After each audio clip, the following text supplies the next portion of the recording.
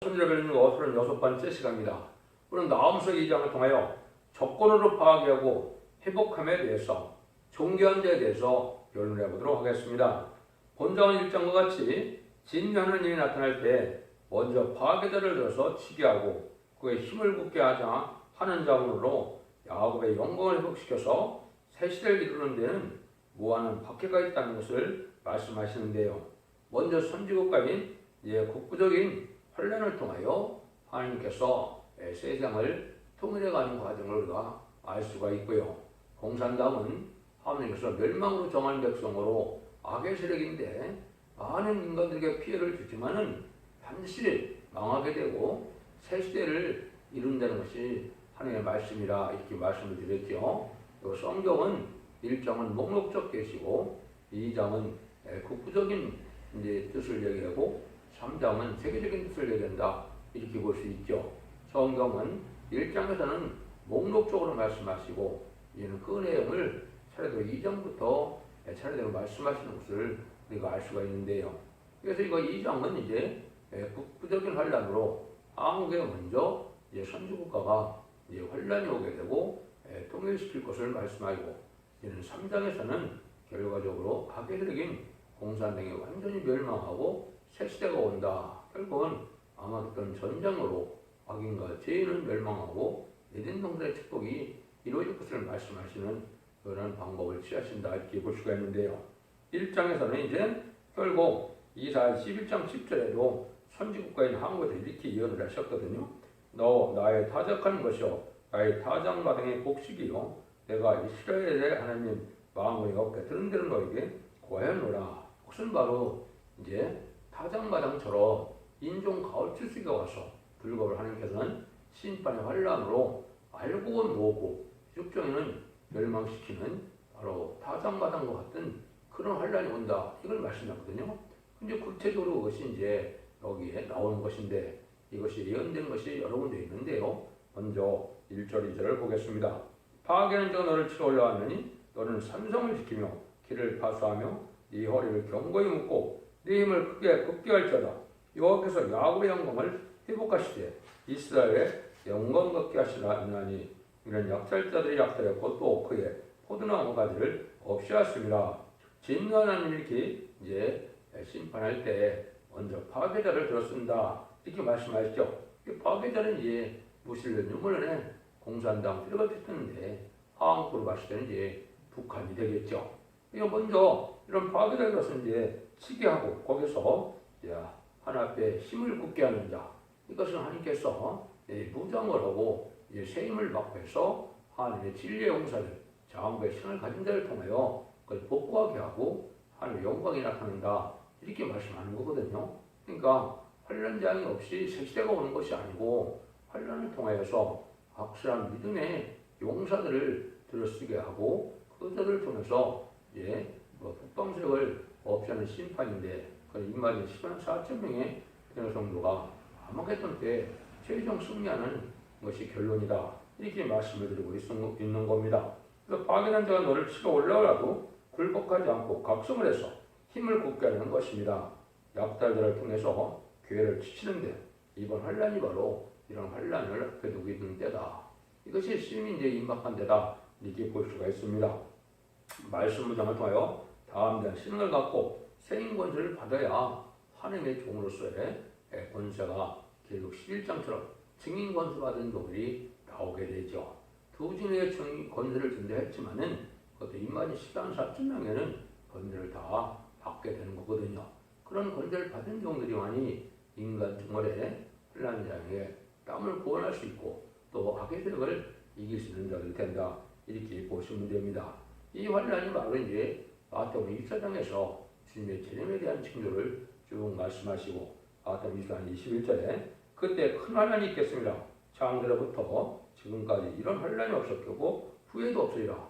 주님이 창세 어려운 환란이 온다 그랬죠. 이게 이제 남북한의 환란을 통하여 선주권을 이룰 때 오는 환란이 된 겁니다. 세계적인 전무한 환란은 이제 아마겟돈이고 한국에 대한 것은 이제 이렇게 말씀하셨고 또 다니엘서 10장 1절에 보면 계곡이라는 환란이 온다 이렇게 얘기를 했거든요. 이것도 또 마찬가지입니다.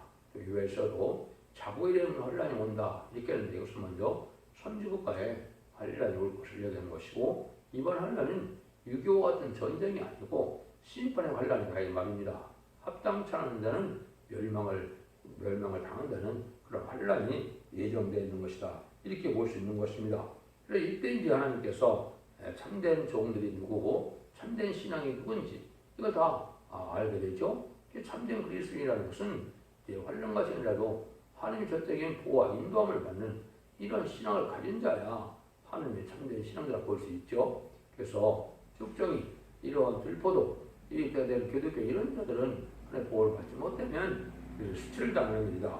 이렇게 볼 수 있는 겁니다. 3절입니다. 그 용사들은 방패를 물고 그의 무사들이 옷도 붉으며 그 하울을 버리는 날에 병거의 철이 번쩍이고 도성나무 창이 요동하도다. 들었습니다. 이 붉은 군대라. 이게 소속이 붉은 군대다. 붉은 군대는 이제 공산당 군대를 얘기한 것이죠. 그래서 붉은 군대가 이제는 약탈자로 나타나는데 공산당이 약탈자고 무기도 많이 팔더라고 훈련도 잘 된 군대고 공산당은 뭐든지 약탈해가는 것이 자기의 속성이죠. 거짓과 미혹으로 또 살아가는 것이고 또 목 나무가를 빼앗아 마치 짐승 약한 짐승을 잡아먹는 것처럼 그런 것이 공산당의 특징인데 그런 군대가 오게 된다. 그래서 그 군대가 아주 이제 빠르다 말이죠. 4절에 그 병거는 거리에 미치게 달리며 데려서 이리저리 빨리 가니 그 모양이 횃불 같고 빠르기 번개 같도다. 그들의 병거는 빠르게 아주 번개 같다. 약탈자의 병거는 빠르다는 것입니다. 이것이 이제 우리가 6.25 때도 이제 북한 공산당 탱크가 서울에서 아주 빠르게 댕기면서 많은 사람을 이제 침략하고 죽이는 일을 했죠. 이런 일들이 이제 국방 환란이 올 때도 또 있을 수 있는 일이 있다 이 말이거든요. 요 내용은 이제 구체적으로 더 자세히 말씀하신 것이 유엘서 2장 4절에서 9절이거든요. 여기저기가 비슷한데 한번 봉독해 드리면 그 모양은 말 같고 그 달린 것은 기병 같으며 그들의 산꼭대기에서 뛰는 소리가 병거 소리와도 같고 불꽃이 초계를 사르는 소리와도 같으며 강한 군사가 화물을 벌이는 싸우는 것 같으니 그 앞에서 만면이 성구하여 하여 무리의 낯빛이 하얘졌도다.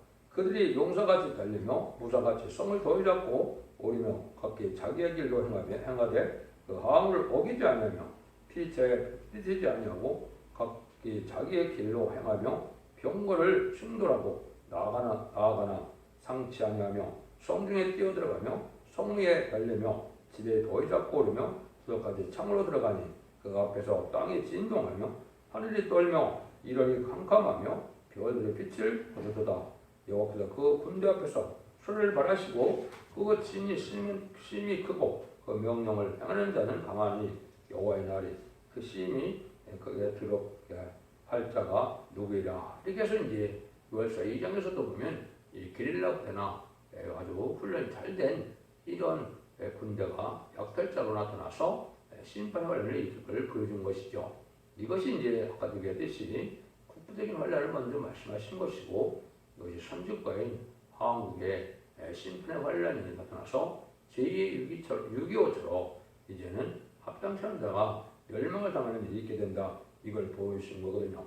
그런 환란이 올 때 하나님께서는 그러면 어떻게 구원을 베푸느냐. 그것이 이제 2장 5절이죠. 그가 존귀한 생각하니 그들이 엎드릴듯이 달려서 급히 성에 이르러 막을 것을 예배하도다. 이 말은 하나님의 존귀한 자는 그 피를 당치 않게 한다는 뜻인데요.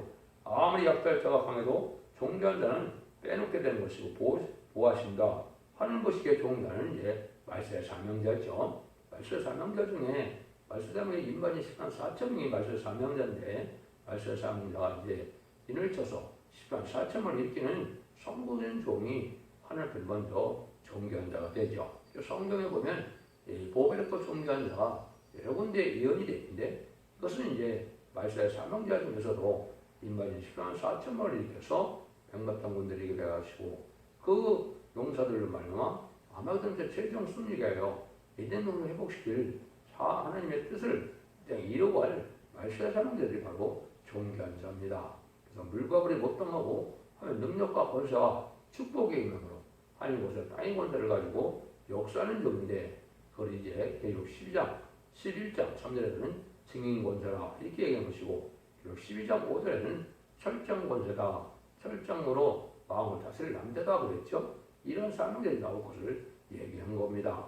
이것은 무슨 뜻이냐? 하나님이 이제 그러한 금박한 상황이 올 때 마치 모세의 기도로 홍해를 가려서 이제는 이스라엘 백성들은 구원함을 받게 하고 애국 군대는 이제 바다에 홍해에 수장시킨 것처럼 하나님의 천문적인 역사가 나타날 걸 보여준 거거든요.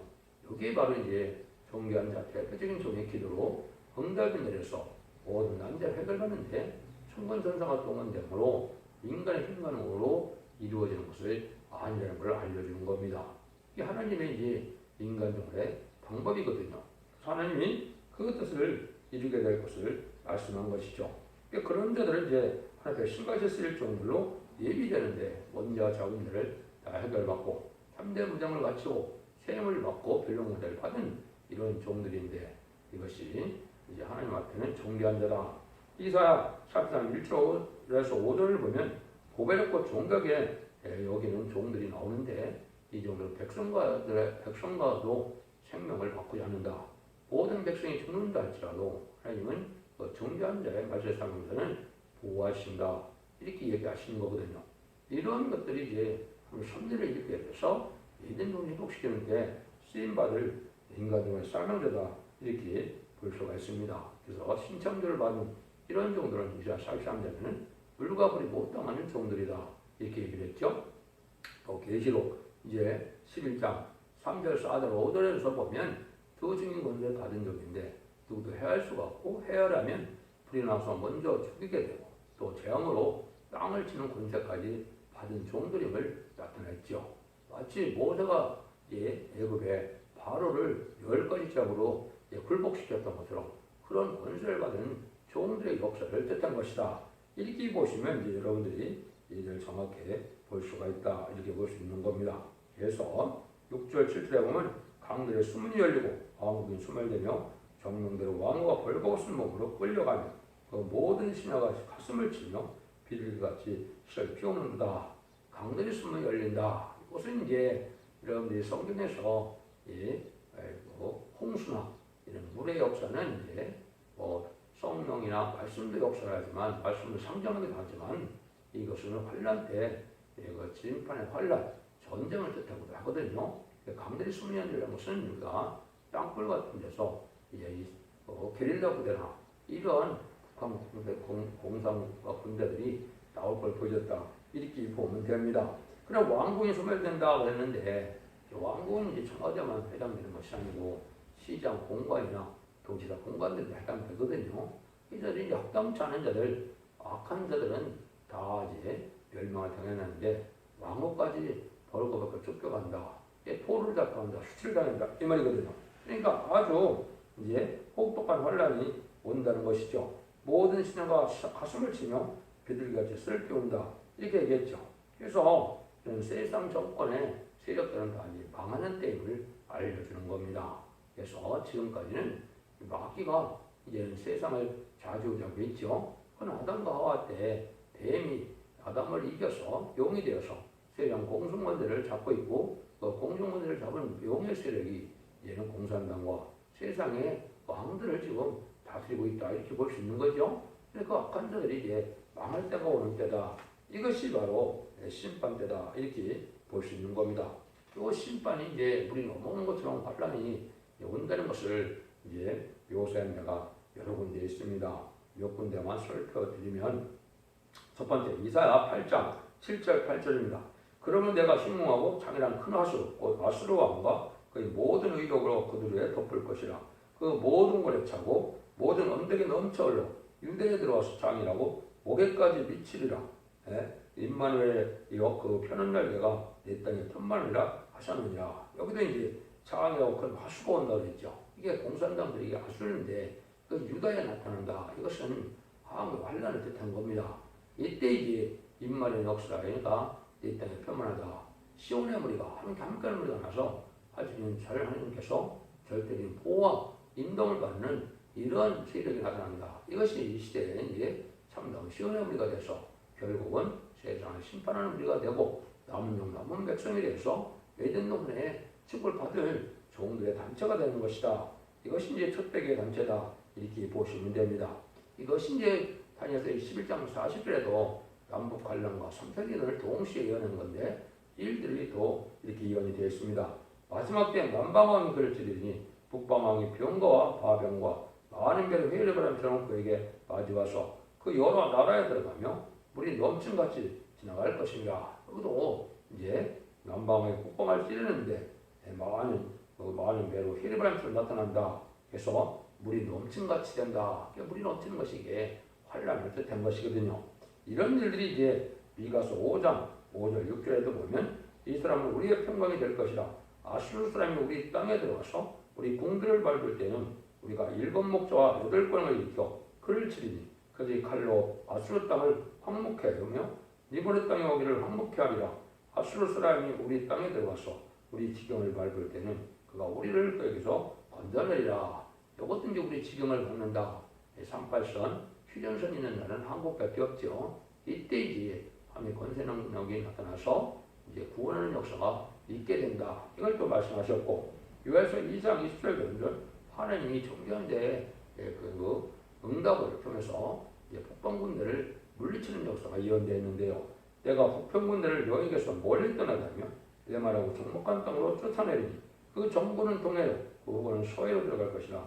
상한 남새가 일어나고 악취가 오르니 이는 그늘을 나가였습니다 하시니라. 이것처럼 이제 아주 하나님의 통일적인 역사로 마치 이스라엘에 아람 군대가 쳐들어올 때 엘리사의 기도로 아람 군대가 눈먼 자들이 된 것처럼 통일적인 역사로 정군과 후군을 동해로 서해로 이렇게 멸망시킨다 그랬는데요. 그런 정권은 이제 게릴라군대를 뜻했고 후군은 정교원을 뜻했다. 이렇게 볼 수 있죠. 그럼 환란 때 환란 수습되는 과정을 또 이렇게 예언해놨다 이렇게 볼 수가 있는 겁니다. 8절 9절입니다. 니네는 예로부터 물이 모인 못 같더니 이제 모두 도망하니 서라 하나 돌아오는 자가 없도다. 오늘 노력하며 금을 늑탈하려 그 저쪽 것이 무한하고 아름다운 기구가 풍부함이라. 아무리 물질 많던 도성이라도 은과 금이 다 노력을 당하고 만드는 것인데요. 수많은 은과 금을 북방에 유력한다는 것입니다. 공산당은 약탈자거든요. 그래서 모든 것을 자기에 필요한 것들을 마치 굶주린 사자가 모든 것을 뺏어다가 자기의 자식을 먹이는 그러한 사자와 같은 그런 일들을 하게 된다. 이걸 말씀하는 겁니다. 그걸 이제 구체적으로 10절 12절에 나와 있죠. 니네가 공허하고 황마였도다. 거민이 낙담하여 그 물이 서로 부딪히며 모든 우리가 아프게 되며 모든 낯이 빛을 잃도다. 이제 사자의 굴이 어디뇨? 젊은 사자는 먹는 것이 어디뇨? 전에는 숫사자, 암사자가 그 새끼 사자와 함께 옥수와 다니되 그것들을 두렵게 할 자가 없었으며 수사자가 그 새끼로 하여 식물을 충분히 짓고 그 암사자로 하여 무엇을 움켜 취한 것으로 그 굴에 채웠고 치진 것으로 구멍에 채웠었다. 이 화려한 도성의 거민들이 이제 낙담을 하게 되는데 모범이 아프고 낯빛이 하얘진다.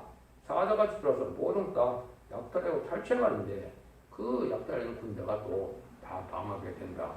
이 말입니다. 그래서 붉은 군대는 약탈자로 나타나고 또 이때는 그러한 환란을 겪고 난 다음에 그 약탈자를 쓰였던 북방군대는 또 망하게 된다는 사실입니다. 이것이 이제 하나님의 심판하는 방법이거든요. 이게 북방인 공산당은 없는 법에 사주타락하고 우상숭배자 또 들퍼도 기독교를 심판하는 도구를 사용하고 그것도 공산당의 세력은 하나님의 이제 말세의 사명대로 말미암아 천군천사를 통하여 멸망시켜서 아주 황무지가 된다. 이 얘기를 하는 거거든요. 이것이 바로 이제 하나님께서 하시고자 하는 심판의 방법인데요. 이 일들이 이제 공산당은 하나님이 대적을 해서 멸망을 한다. 이것은 지금까지는 공산당이 기독교를 말살하고 많은 순교를 했어도 하나님 잠잠히 계셨지만은 심판의 환란이 올 때는 그렇지 않다는 겁니다. 악한 자들을 다 대적이 돼서 멸망시킨다는 것이거든요. 13절입니다. 만군의 여호와의 말씀이 내게 내가 네 대적이 되어 너의 병거를 살라 연기가 되게 하고 너의 젊은 사자들로 칼을 멸할 것이며 또 내가 또 너의 노력한 것을 땅에서 끊으리니 너의 파견자의 목소리가 다시는 들리지 아니하리라 하셨느니라. 이때 이제 여기서 붉은 군대 세력에 대적이 된다. 공산당을 하나님이 천군천사를 통하여 물론 이제 말씀 설명을 통하여 기도를 통하여 역사를 하는데 다 망하게 한다 이 말입니다. 천지를 창조한 하나님의 능력 역사가 나타나는데 인간의 세력이 당할 수가 있겠습니까? 당할 수 없는 것이죠. 하나님께서는 마귀의 세력도 또 마귀도 하나님께서 건설력을 쓰기 위하여 허락한 악의 세력이고 악의 세력을 쓰고 나서는 악의 세력도 없애는 것이 하나님의 심판의 방법이다. 이걸 알려주는 겁니다. 이것이 하나님의 섭리대로 이루어진다는 사실을 그가 잘 알아야 된다 이 말이거든요.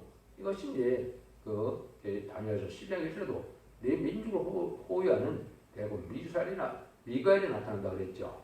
이때 개고령 환란이 이제 온다 이렇게 말씀했는데 이때 이제 천군천사를 동원하여 국방공산을 시게 될 것을 말씀하셨다 이렇게 볼 수 있는 겁니다. 그래서 심판의 도구 사항들은 이 악의 세력인 공산당은 남한의 또 자본주의 세력을 심판하는 도구 사용되고 공산당은 하나님의 천군천사로 말미암아 하나님의 천왕적인 역사로 멸망을 당하는 것이 심판의 방법이라는 거죠. 그래서 이 장에서는 하나님은 이스라엘의 영광을 회복할 때는 붉은 군대를 들어서 세상을 치고 없앤다는 걸 가르쳤는데요. 이것이 이제 현재 선지국가인 한국을 뜻했고 특별히 예루살렘은 한국의 서울을 뜻했다. 이렇게 보시면 정확히 깨달은 것이 되는 겁니다.